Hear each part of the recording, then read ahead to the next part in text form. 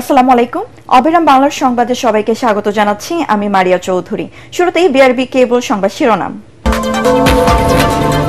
শেখ হাসিনার বিরুদ্ধে মানবতা বিরোধী অপরাধ মামলার রায় আজ। রাজসাক্ষী মামুনকে আদালতে হাজির। কিছুক্ষণের মধ্যে ট্রাইব্যুনালের কার্যক্রম শুরু।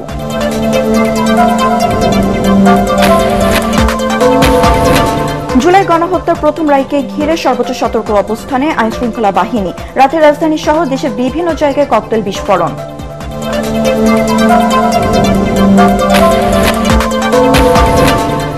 মাত্র 1 লাখ টাকা নবজাতক বেচাকেনা করছে প্রতারক চক্র। স্বাস্থ্যকর্মী ও ক্লিনিকের কর্মকর্তা পরিচয় দিয়ে গ্রাহক খুঁজছে তাদের এজেন্টরা।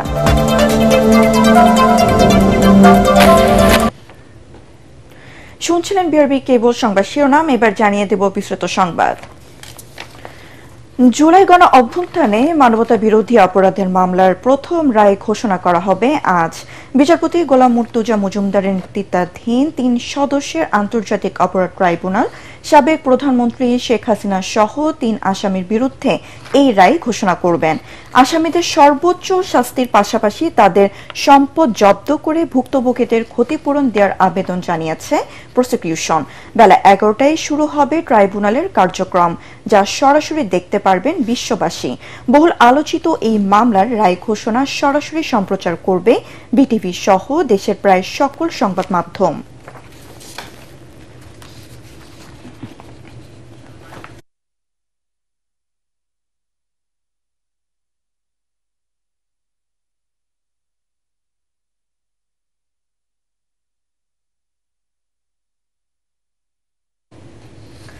শেখ হাসিনা সহ 3 আসামির মানবতা বিরোধী অপরাধ মামলার রায় ঘোষণার জন্য রাজসাক্ষী সাবেক আইজিপি চৌধুরী আব্দুল্লাহ আল মামুনকে সকালে ট্রাইব্যুনালে হাজির করা হয়েছে।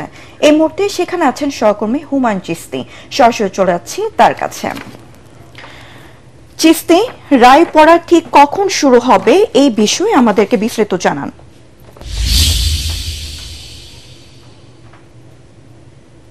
ধন্যবাদ। মানবতা বিরোধী প্রথম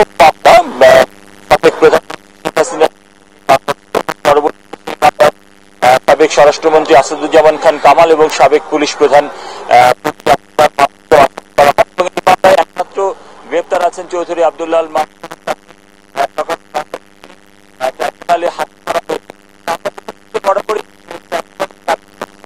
11টা থেকে 12টার মধ্যেই। তো আজকেও আমরা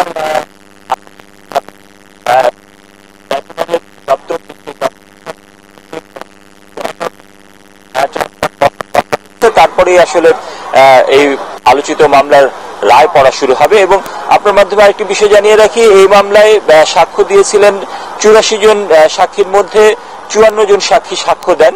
এর মধ্যে জুলাই যোদ্ধা এবং তাদের পরিবার এবং প্রত্যক্ষদর্শী, ডাক্তার, বিশেষজ্ঞ, বিভিন্ন মানুষ এর সাথে সম্পৃক্ত যারা তারা এখানে সাক্ষ্য দেন। এবং এই সাক্ষ্যের মাধ্যমে মূলত এই যে তাদের বিরুদ্ধে যে 5টি অপরাধ অভিযোগ আনা হয়েছে, সেই অভিযোগগুলো যে মানবতা বিরোধী অপরাধ, এবং মানবতা বিরোধী অপরাধ হতে গেলে যে বিষয়গুলো, যে দুটো বিষয় অবশ্যই প্রয়োজন, সেটা হচ্ছে ওয়াইল্ড স্প্রেড এবং সিস্টেমেটিক ওয়েতে একটা জনগোষ্ঠীকে নিশ্চিহ্ন করার যে চেষ্টা, সেই চেষ্টাটাই যে করা হয়েছে সেই বিষয়গুলো প্রমাণ করার চেষ্টা হয়েছে এই 54 জন সাক্ষীর সাক্ষী। এছাড়াও শেখ হাসিনার সহ বেশ কয়েকজনের সাথে, হাসানুল হক ইনু ঢাকা বিশ্ববিদ্যালয়ের উপাচার্য সহ বেশ কয়েকজনের সাথে ফোন আলাপের অডিও এবং বিভিন্ন দেশি বিদেশি গণমাধ্যমে যে তথ্যচিত্র এবং প্রতিবেদন প্রকাশিত হয়েছে সেইগুলো আদালতে উপস্থাপন করা হয়েছে।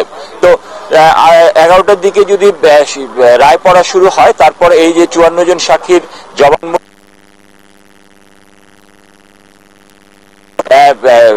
বিভিন্ন বিষয় বিশ্লেষণ করার পরে হয়তোবা ঘন্টাখানেক বা যখনই রায় পড়া হবে তখনই আপনার মাধ্যমে আমরা দর্শকদের জানিয়ে দিতে পারবো। এছাড়া এই যে এই রায়কে ঘিরে কিন্তু গত কয়েকদিন ধরেই, গতকালকে এবং আজকে আওয়ামী লীগের টোটাল শাটডাউন কর্মসূচি চলছে এবং আমরা দেখেছি যে বিভিন্ন জায়গায় সহিংসতা, ককটেল বিস্ফোরণ মতো ঘটনা ঘটেছে। এবং এর পরিপ্রেক্ষিতে গতকাল ট্রাইব্যুনালের নিরাপত্তা চেয়ে সুপ্রিম কোর্ট প্রশাসন সেনা সদরে সেনা মোতায়েনের জন্য একটা চিঠি পাঠিয়েছিলেন। এবং আমরা দেখেছি যে এই রায়কে ঘিরে রায়ের ট্রাইব্যুনালের নিরাপত্তার জন্য একবারে নিরাপত্তার চাদরে ঢেকে দেওয়া হয়েছে বলা যায়। পুলিশ, র্যাবের পাশাপাশি আমরা দেখেছি সেনা সদস্য, বিজিবি সদস্য সহ আইন শৃঙ্খলা রক্ষাকারী বাহিনীরা সতর্ক অবস্থানে আছেন। মারিয়া, চিস্তি, আপনাকে ধন্যবাদ।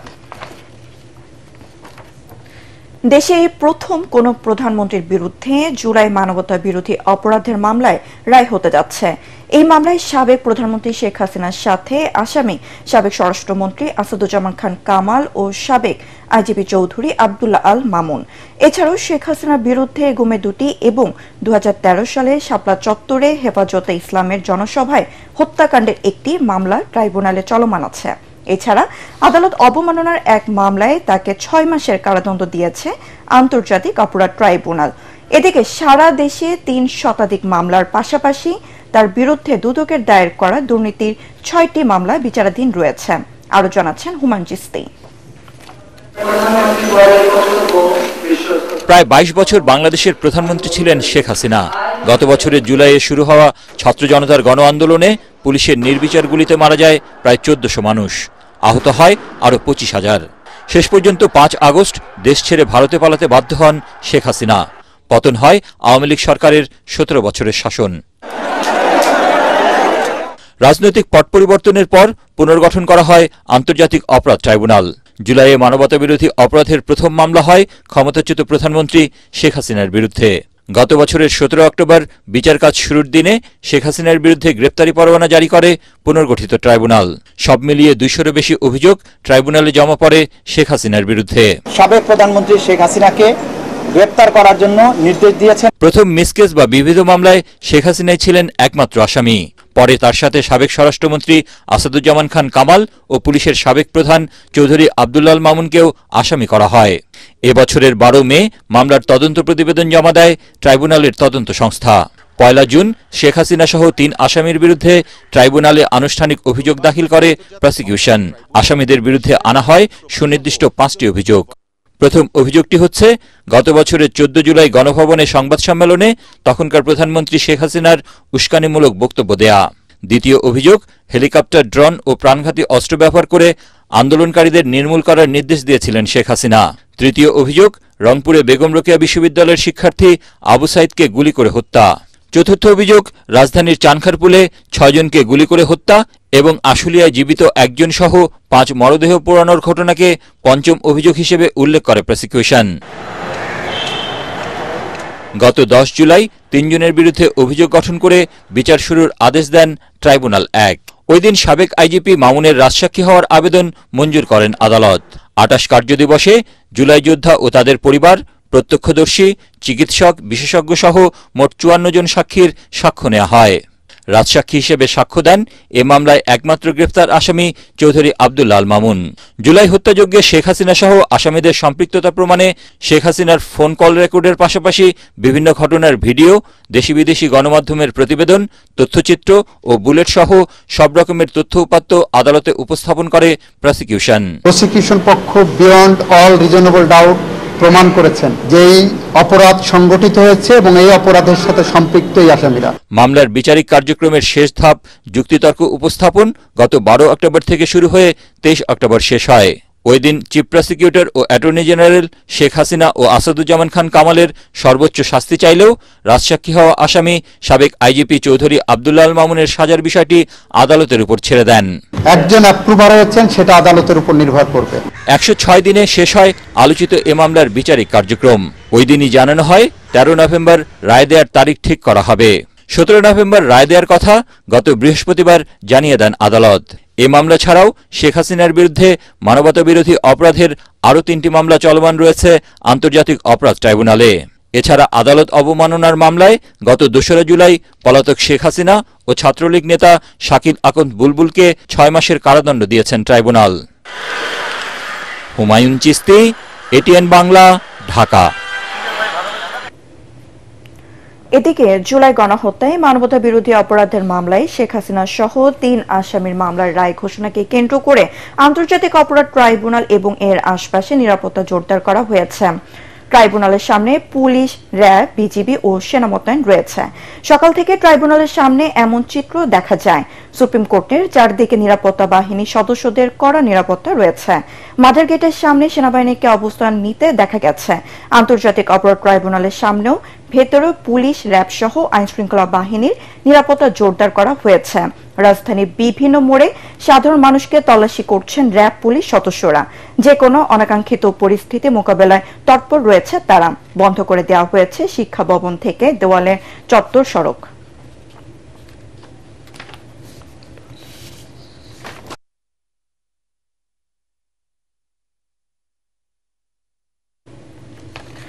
এই মুহূর্তে ট্রাইব্যুনাল এলাকায় আছেন সহকর্মী মিজান শাহজাহান। সরাসরি চলে যাচ্ছি তার কাছে। আপনি তো সকাল থেকে বিভিন্ন এলাকা ঘুরে দেখেছেন, নিরাপত্তা সহ সার্বিক আইন শৃঙ্খলা পরিস্থিতি আমাদেরকে জানান।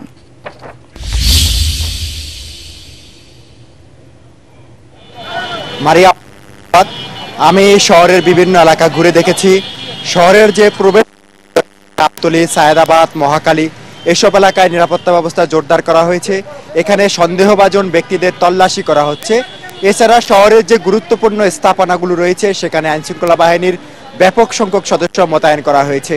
আপনাকে যদি আমি বলি যে প্রধান উপদেষ্টা ডক্টর মোহাম্মদ ইউনূসের সরকারি বাসভবন যমুনার প্রবেশ মুখেও নিরাপত্তা বলয় জোরদার করা হয়েছে। একইভাবে আমি এই মুহূর্তে অবস্থান করছি আন্তর্জাতিক অপরাধ ট্রাইব্যুনালের সামনে। এই ট্রাইব্যুনালের সামনেও কিন্তু বিপুল পরিমাণ আইন শৃঙ্খলা বাহিনীর সদস্য মোতায়েন করা হয়েছে। এখানে সেনাবাহিনীর সদস্যরা রয়েছেন, বিজিবি রয়েছে, র্যাব রয়েছে। এর বাহিরেও পোশাকধারী ও সাদা পোশাকে এখানে অসংখ্য আইন শৃঙ্খলা রক্ষা বাহিনীর সদস্যরা কাজ করছেন। আমরা যতটুকু কথা বলে জানতে পেরেছি এখানে কোনো ধরনের নাশকতামূলক কার্যক্রম হবে এরকম কোনো তথ্য গোয়েন্দা সংস্থার কাছে নেই। এবং আমরা সকালে ঘুরে ঘুরে দেখেছি যে নিষিদ্ধ ঘোষিত রাজনৈতিক দল আওয়ামী লীগ যে শাটডাউন কর্মসূচি ঘোষণা করেছে তাদের কর্মসূচির কোনো তৎপরতা, কোনো ধরনের মিছিল আমাদের চোখে পড়েনি। তবে অন্য দিনের তুলনায় আজকে যদিও কর্মদিবস সোমবার, আজকে যানবাহন কিছুটা কম, মানুষের ভিতরে কিছুটা হয়তো আতঙ্ক কাজ করছে রায়কে কেন্দ্র করে। আপনি জানেন যে মারিয়া, এটি হচ্ছে যুদ্ধাপরাধ ট্রাইব্যুনালের এই জুলাই গণহত্যা নিয়ে প্রথম রায়, যে মামলায় শেখ হাসিনা প্রধান আসামি, তিনি ভারতে পলাতক। এছাড়া দ্বিতীয় আসামি সাবেক স্বরাষ্ট্রমন্ত্রী আসাদুজ্জামান খান কামাল, তিনিও ভারতে পলাতক রয়েছেন। এছাড়া এই মামলার একমাত্র গ্রেপ্তার আসামি সাবেক আইজিপি চৌধুরী আব্দুল্লাহ আল মামুন, তিনি মামলায় গ্রেপ্তার রয়েছেন এবং রাজসাক্ষী হিসাবে তিনি এই মামলায় সাক্ষ্য দিয়েছেন। আমরা ট্রাইব্যুনালের সামনে অবস্থান করা জুলাই যোদ্ধা যারা রয়েছেন তাদের সঙ্গে কথা বলেছি। তারা বলছেন যে তারা যেরকম শেখ হাসিনা এবং আসাদুজ্জামান খান কামালের সর্বোচ্চ শাস্তি ফাঁসি তারা প্রত্যাশা করছেন, একই সঙ্গে তারা চৌধুরী আব্দুল্লাহ আল মামুনেরও ফাঁসি প্রত্যাশা করছেন। তারা বলছেন যে রাজসাক্ষী হওয়ার কারণে চৌধুরী আব্দুল্লাহ আল মামুনকে খুনের নির্দেশদাতা হিসেবে হওয়ার পরেও তাকে ক্ষমা করে দেওয়া হয় আইন শৃঙ্খলা বাহিনীর এই শীর্ষ কর্মকর্তাকে, তাহলে ভবিষ্যতে যারা আইন শৃঙ্খলা বাহিনীতে শীর্ষ পদে আসবেন তাদের মধ্যে এরকম ফেসিস তৈরি হবে যারা পরবর্তীতে এভাবে রাজসাক্ষী হয়ে নিজেকে পার পাইয়ে নেওয়ার চেষ্টা করবেন। এই কারণে তারা চৌধুরী আব্দুল্লাহ আল মামুনেরও একই শাস্তি চাচ্ছেন, সর্বোচ্চ শাস্তি চাচ্ছেন। এই মুহূর্তে আইন শৃঙ্খলা বাহিনীর সদস্যরা এখানে তৎপর রয়েছেন। দুপুর 11টায় মারিয়া রায় হবে। রায় হওয়ার পরে আমরা প্রতিক্রিয়া জানতে পারবো, তারপরে আপনাকে এই বিষয়ে আরো বিস্তারিত জানাতে পারবো। মারিয়া, এই হচ্ছে এই মুহূর্তে আমার কাছে আন্তর্জাতিক অপরাধ ট্রাইব্যুনালের সামনে থেকে সবশেষ খবর। মারিয়া। মিজান, আপনাকে ধন্যবাদ। জুলাই গণহত্যা মামলার রায়কে ঘিরে কয়েক জেলার যানবাহন, স্থাপনা ও স্মৃতিস্তম্ভে নাশকতার ঘটনা ঘটেছে। দুর্বৃত্তরা কোথাও অ্যাম্বুলেন্স, ব্যাংক, বাসে পেট্রোল, বোমা ও ককটেল মেরে পালিয়ে যায়। এদিকে প্রশাসনের কঠোর অবস্থানের মধ্যেও গতকাল সন্ধ্যায় পরিবেশ উপদেষ্টা রেজওয়ানা হাসানের সেন্ট্রাল রোডের বাসা এবং বাংলা মোটরে এনসিপির কার্যালয়ের সামনে ককটেল বিস্ফোরণ ঘটনা ঘটে। এছাড়া কারণ বাজার ও জুরাইনে ককটেল বিস্ফোরণ ঘটনা ঘটায় দুষ্কৃতকারীরা। এক বার্তায় নাশকতাকারীদের গুলি নির্দেশ দিয়েছেন DMP commissioner Monir Hossain Tapu. Report. সিলেটের শহীদ শামসুদ্দিন আহমেদ হাসপাতালের পার্কিং এ দাঁড়িয়ে থাকা একটি অ্যাম্বুলেন্সে মধ্যরাতে আগুন দেয় দুর্বৃত্তরা। রাত 2টার দিকে এই ঘটনা ঘটে বলে জানায় হাসপাতাল কর্তৃপক্ষ। তবে এই ঘটনায় কোনো হতাহতের খবর পাওয়া যায়নি। হাসপাতালের সিসিটিভি ফুটেজে দেখা যায় দুটি মোটরসাইকেলে করে 5 জন তরুণ প্রথমে পার্কিং এ প্রবেশ করে, পরে তাদের দেয়া আগুনে পুড়ে যায় অ্যাম্বুলেন্সটি। এদিকে গাজীপুরের শ্রীপুরের বার্তুপা বাজারে মধ্যরাতে গ্রামীণ ব্যাংকের মাওনা শ্রীপুর শাখায় 2টি পেট্রোল বোমা নিক্ষেপ করে দুর্বৃত্তরা। এতে প্রতিষ্ঠানের সাইনবোর্ডটি পুড়ে গেলেও অন্য কোনো ক্ষয়ক্ষতি হয়নি বলে জানিয়েছেন প্রতিষ্ঠানটির এরিয়া ম্যানেজার মোহাম্মদ আব্দুর রাজ্জাক। বগুড়ার শেরপুর উপজেলায় গ্রামীণ ব্যাংকের আরেকটি শাখায়ও আগুন দেওয়া হয়েছে। ভবনটির সীমানা প্রাচীরের বাইরে থেকে ব্যাংকের সাইনবোর্ডে আগুন ধরিয়ে দিয়ে পালিয়ে যায় দুর্বৃত্তরা, যদিও কিছুক্ষণের মধ্যে নিভে যায় আগুন। শেরপুর থানার ওসি মঈনুদ্দিন জানান, এক যুবক লম্বা একটি লগির মাথায় আগুন জ্বালিয়ে গ্রামীণ ব্যাংকের এই শাখায় সাইনবোর্ডে আগুন ধরিয়ে দিয়েছেন, আর পাশে থাকা আরেক যুবক সেটির ভিডিও ধারণ করেছেন। মাদারীপুরের ঢাকা বরিশাল মহাসড়কের ঢাসার উপজেলার গোপালপুর থেকে মেলকাই পর্যন্ত শাটডাউন কর্মসূচি পালন করেছে কার্যক্রম নিষিদ্ধ সংগঠন আওয়ামী লীগের নেতাকর্মীরা। রাস্তার দুপাশে গাছ কেটে ফেলে সড়ক অবরোধ করলে দুই দিক থেকে যান চলাচল সম্পূর্ণভাবে বন্ধ হয়ে যায়। ভোর 4টা থেকে 6টা পর্যন্ত যান চলাচল বন্ধ থাকে। এ সময় কালকিনি উপজেলা আওয়ামী লীগের নেতাকর্মীরা শাটডাউন সফল করার জন্য বিক্ষোভ মিছিল করে। সকাল হওয়ার সাথে সাথেই মাদারীপুরের আইনশৃঙ্খলা বাহিনী এবং স্থানীয় বিএনপি ও জামাতের নেতাকর্মীরা সড়কটি দ্রুত স্বাভাবিক করতে কাজ শুরু করেন। পরে যান চলাচল স্বাভাবিক হয়। এদিকে সাভার ও মানিকগঞ্জে বাসে আগুন দিয়েছে দুর্বৃত্তরা। ফেনীতে জুলাই স্মৃতিস্তম্ভে আগুন দেওয়া হয়েছে। সিসি ক্যামেরার ফুটেজ বিশ্লেষণ করে এসব ঘটনায় জড়িত আসামিদের গ্রেফতারে অভিযান অব্যাহত রেখেছে প্রশাসন। এসব জেলায় নাশকতার ঘটনা ঘটলেও ঢাকা ছিল অনেকটা নিরাপদ। প্রশাসনের কঠোর নজরদারি এবং তল্লাশি কার্যক্রমের ফলে দিনের আলোতে কোনো নাশকতার খবর পাওয়া যায়নি। তবে সন্ধ্যার পর কারওয়ান বাজার, জুরাইন বিক্রম প্লাজা সহ কয়েকটি জায়গায় বিচ্ছিন্ন কিছু ঘটনা ঘটেছে। মনির হোসেন তপু, এটিএন বাংলা, ঢাকা।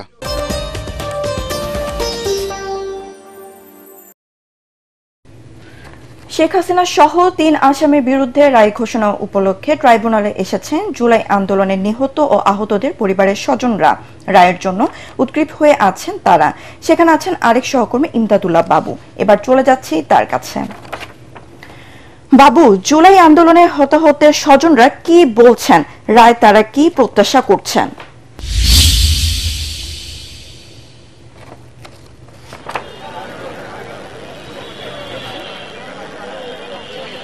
আন্তর্জাতিক অপরাধ ট্রাইব্যুনালে জুলাই হত্যাকাণ্ডের যারা সংক্ষুব্ধ পরিবার অর্থাৎ শহীদ পরিবার রয়েছেন, আহত পরিবার রয়েছেন, তাদের কিন্তু আমরা দেখতে পাচ্ছি তারা চলে এসেছেন সকাল থেকে শেখ হাসিনার বিরুদ্ধে যে রায় ঘোষণা করা হবে এই রায়টি শোনার জন্য।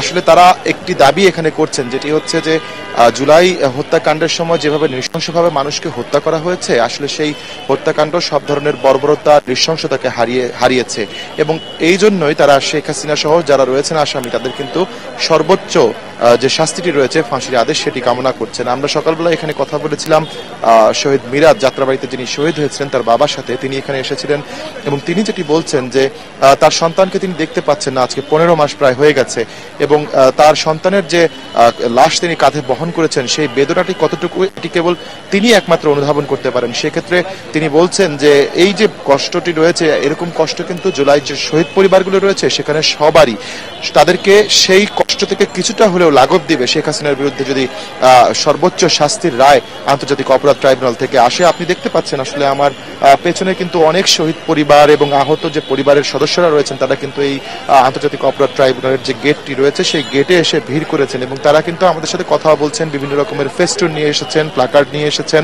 এবং সেখানে তারা বলছেন যে খুনের আইনে খুনের ফাঁসি নিষিদ্ধ হোক, মুজিববাদী, এরকম বিভিন্ন রকম স্লোগান কিন্তু আমরা তাদের কাছ থেকে দেখতে পাচ্ছি। ভারতের গুপ্তচর, স্বাধীনতার বিশ্বাসঘাতক দালাল বলে আওয়ামী লীগ এবং শেখ হাসিনাকে তারা আখ্যা দিচ্ছেন। এরকমই সংক্ষুব্ধ পরিবারগুলোর বিভিন্ন রকমের কথাবার্তা আমরা দেখতে পাচ্ছি। এছাড়াও এখানে যারা রয়েছেন তারা বলছেন যে শেখ হাসিনা যেহেতু ভারতে পালিয়ে রয়েছেন, স্বরাষ্ট্রমন্ত্রী সাবেক যে স্বরাষ্ট্রমন্ত্রী রয়েছেন তার ক্যাবিনেটের আসাদুজ্জামান খান কামাল তিনিও ভারতে পালিয়ে রয়েছেন। সুতরাং তাদেরকে শুধু ফাঁসির রায়টি দিলেই হবে না, তাদেরকে দ্রুত দেশে এনে সেটা যে প্রক্রিয়ায় হোক, ইন্টারপোলের মাধ্যমে হোক কিংবা সরকারি তৎপরতা হয়, কূটনৈতিক তৎপরতা হয়, আন্তর্জাতিক চাপ সৃষ্টি করে হয়, জাতিসংঘের মাধ্যমে হয়, যেভাবেই হয় তাদেরকে দেশে এনে যাতে এই যে ফাঁসির রায় কিংবা এই যে এই যে সর্বোচ্চ আদালত থেকে যে সর্বোচ্চ শাস্তিটুকুর বিধান নিশ্চিত করার জন্য যে ঘোষণাটি আজকে আসতে পারে বলে ধারণা করা হচ্ছে, এটি যাতে বাস্তবায়ন করা হয় সেজন্য কিন্তু তারা বারবার চাপ দিচ্ছেন সরকারকে এবং সরকারের কাছে অনুরোধ করছেন। একই সাথে তারা বলছেন যে আগামীতে যে নির্বাচিত সরকার আসবে তারা যেন এই রায়টুকু একদম প্রপারলি বাস্তবায়ন করে সেদিকে যাতে নজর রাখে এবং সেই ব্যাপারে যাতে সচেষ্ট থাকে সেই দৃষ্টিও কিন্তু আকর্ষণ করছেন জুলাই আহত এবং নিহত পরিবারের সদস্যরা। তো এই ছিল আমার কাছে আন্তর্জাতিক অপরাধ ট্রাইব্যুনালের গেট থেকে সর্বশেষ পরিস্থিতি। বাবু, আপনাকে ধন্যবাদ। মাত্র 1 লাখ টাকায় নবজাতক কেনাবেচা করছে প্রতারক চক্র।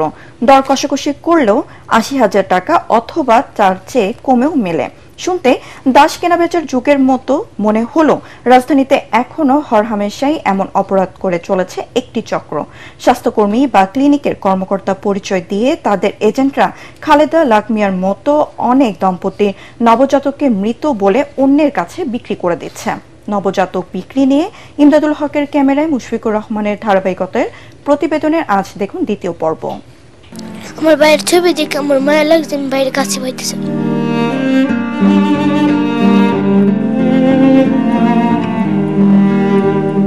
একটিবার নিজের ভাইকে দেখতে সাইমার এমন করুণ আকুতি। এতদিন যাকে খালা বলে ডেকেছেন সেই মানুষটি বিক্রি করে দিয়েছে তার ভাইকে।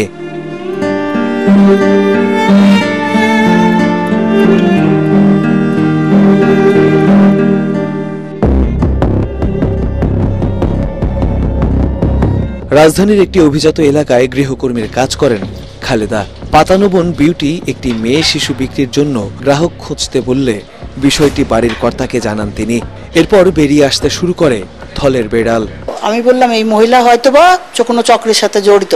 আমার কেন জানি মনে হলো, নাম্বারটা নিয়ে আমি হলাম যে ওই বাচ্চাটা আমি কেনার কথা বলে আমি বের করে দেখি আসলে ঘটনা কি। তখন আমি ওকে বললাম যে বিউটি তোমার নাম? বলে হ্যাঁ। আমি তো আসলে খালেদার জামাইয়ের বোন হই, তুমি নাকি একটা বাচ্চা বিক্রি করবা, তবে বাচ্চাটা আমি নিতে চাই। তখন ও আমার সাথে দর কষাকষি শুরু হয়ে গেল, কত টাকায় বিক্রি করবা। তো প্রথমে বললো 80, তারপরে বললো যে যার বাচ্চা হবে সে 1 লাখের কমে দিবে না। এসব অভিযোগের সত্যতা যাচাইয়ে প্রতারক বিউটির মুখোমুখি হয় এটিএন বাংলার অনুসন্ধানী দল। বাচ্চা বিক্রি করে দেওয়ার কথা প্রথমে অস্বীকার করলেও তথ্য প্রমাণ দেখানোর পর কৌশলী হন বিউটি। আপনার স্টেটমেন্ট অনুযায়ী আপনি বাচ্চা বিক্রির কোনো চক্রের সাথে না না না না না অবশ্যই ওটা মা আমি বাবা আমি। এখন আপনি কি নেবেন? ভয়েসটা আপনার? আর কত টাকা করবা? আপনি 1 লাখ টাকা দিবেন। আপনি অগ্রিম 10,000 টাকা দিবেন। নেবার এটা বিক্রি না, এটা পেশেন্ট সহ, পেশেন্টের সামনে আমি এই যে ওই ইয়ার সাথে আমি করাই দিলাম যে ওর যেহেতু বাচ্চা হয় না, তাহলে তোমরা একটা কথা বলো। কিছুক্ষণ পর সেখানে আসেন খালেদা ও তার স্বামী লাকমিয়া। পাতানোবন বিউটির সাথে চলে তাদের বাক বিতণ্ডা। এক পর্যায়ে বিউটি বাচ্চা বিক্রি করার কথা স্বীকার করলেও দায় চাপান খালেদা লাকমিয়া দম্পতির ওপর। তবে শেষ রক্ষা হয়নি। মানুষ আক্রমণ করে দিচ্ছে 2 দিন আছেন বাচ্চা লাগে। কোনো টাকা পয়সা দিছে? না না না, আমার টাকা লাগবে না তো। ব্রাইডারটা কে নিছে? আমার 5,000 টাকা দিছে। হ্যাঁ 5,000 টাকা আমার জামাই ঋণ করে টাকা দিছে। এই যে মহিলা সাক্ষী আছে। বাচ্চাও না আমি নিয়ে গেছি যে আমার সাথে ওনার বাচ্চা। ওনার বাচ্চা। উনি অভিযোগ করছেন, আপনি বলছেন যে বাচ্চা মারা গেছে। না না না না না, এটা জীবনেও বলি না। বাচ্চাকে দিছেন আপনি? বাচ্চা তো এটা উভয় মাধ্যমে। এখন তো হইছে বাচ্চা বড় হয়ে গেছে, ই করছে, টাকা পয়সা করা হয়ে গেছে। আর আমি যখন বাচ্চা দিচ্ছি তখন সিমেন্টের বস্তা লাগাই দিত আমি বসার জন্য। ঘটনা ধামাচাপা দিতে ভিন্ন পন্থা অবলম্বনের চেষ্টা করেন বিউটি। আপনি এই কাজ করলেন কেন? আপনি টাকা কেন পাঠাইলেন? আমার অফিস আমাকে টাকা দেয় না? ঠিক, আপনার টাকা ব্যাক দিছে না উনি?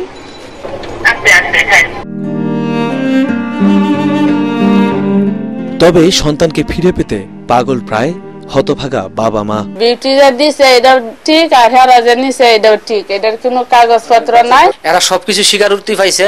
অহন যদি হেরা কাছে মেডিকেল টেস্ট করবো, ডিএনএ করবো, যা কিছু করে আমি তার জন্য প্রস্তুত আছি।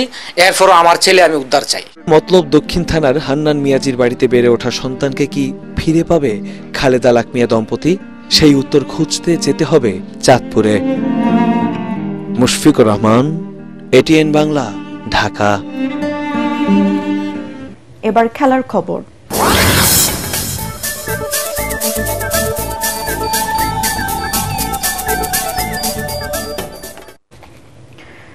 হার্নান্দেজ জোড়া গোলে 4বারে বিশ্ব চ্যাম্পিয়ন ইতালিকে 4-1 গোলে হারিয়ে 28 বছর পর বিশ্বকাপের চূড়ান্ত পর্ব নিশ্চিত করল নরওয়ে। তবে নিজেদের মাঠে খেলার 11 মিনিটেই এসপোসিয়াতোর গোলে এগিয়ে থেকে বিরতিতে যায় ইতালি। কিন্তু দ্বিতীয়ার্ধে হালান্ড 2টি এবং অ্যান্টোনিও নুসা ও লার্সেন 1টি করে গোল করেন নরওয়ের 2026 সালের বিশ্বকাপ খেলা নিশ্চিত করেন। অন্য ম্যাচে আগেই বিশ্বকাপের চূড়ান্ত পর্ব নিশ্চিত করা ফ্রান্স আজারবাইজানকে 3-1 গোলে হারিয়ে জয়ের ধারা অব্যাহত রেখেছে। আর জোরাও নাভাস ও ব্রুনো ফার্নান্দেজের জোড়া হ্যাট্রিককে আর্মেনিয়াকে 9-1 গোলে উড়িয়ে দিয়েছে ক্রিস্টিয়ানো রোনালদোর বিহীন পর্তুগাল। শেষ করার আগে বিআরবি কেবল সংবাদ শিরোনাম আরও একবার। শেখ হাসিনার বিরুদ্ধে মানবতা বিরোধী অপরাধ মামলার রায় আজ। রাজসাক্ষী মামুনকে আদালতে হাজির, কিছুক্ষণের মধ্যে ট্রাইব্যুনালের কার্যক্রম শুরু।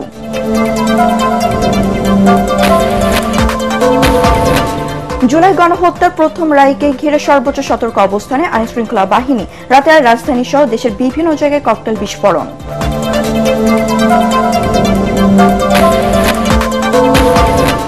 মাত্র 1 লাখ টাকা নবজাতক বেচাকেনা করছে প্রতারক চক্র। স্বাস্থ্যকর্মী ও ক্লিনিকের কর্মকর্তা পরিচয় দিয়ে গ্রাহক খুঁজছে তাদের এজেন্টরা।